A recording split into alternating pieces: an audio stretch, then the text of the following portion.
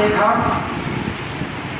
تو میں نے دیکھا کہ 40 علماء کرام جو آگ کے انگارے پہ لٹائے جا رہے ہیں،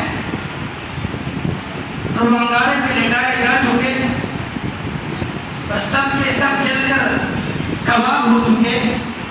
اتنا ہی نہیں، پھر اس 40 کے بعد پھر 40 لائے جاتے ہیں، ان کو بھی اسی انگارے پہ لٹا دیا جاتا ہے۔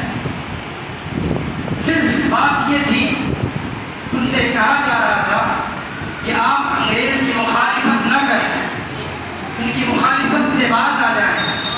لیکن عزیزہ بات یہ تھی، انہوں نے تو آگ کے انگارے پہ جلنا گوارا کیا، سر کٹانا گوارا کیا، جان دینا گوارا کیا، لیکن اس بات پہ انہوں نے اتفاق نہیں کیا کہ تمہارے ہم شانہ بشانہ ملا کر کھڑے ہو جائیں، تمہاری مخالفت نہ کریں، یہ ہماری بس کی بات نہیں ہے۔ انہوں نے جان تو دے دی، آگ کے انگارے پر لیٹ کر اپنی جان کو، اپنے جسم کو جلا دیا، جھلسا دیا، کباب کی طرح بھون گئے، لیکن انگریز کی باتوں میں بات نہ ملائی، انگریز کے شانہ بشانہ کھڑے نہ ہوئے۔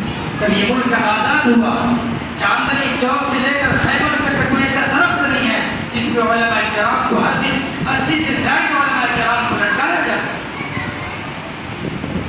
اس سے آگے بڑھیں، دہلی کی جامع مسجد، لاہور کی شاہی مسجد کے در و دیوار سے پوچھیں، وہ آپ تمام کو بتائیں گے۔